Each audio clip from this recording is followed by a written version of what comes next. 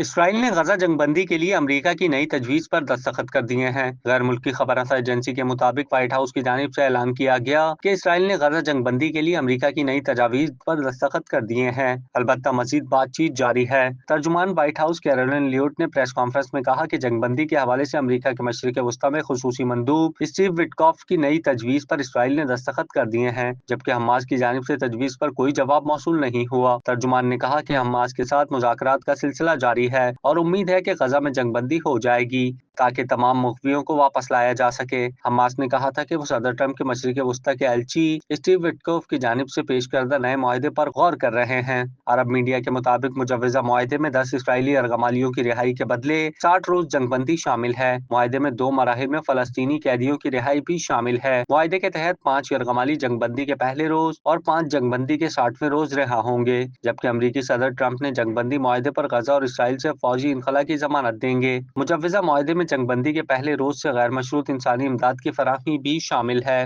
کیا آپ کاروبار کی تشہیر چاہتے ہیں یا social media plate form manage کرانا چاہتے ہیں؟ تو دیر کیسی، ابھی رابطہ کریں اونلی نیوز کی ٹیم سے۔ ہمارا کانٹیکٹ نمبر آپ کی اسکرین پر ہے۔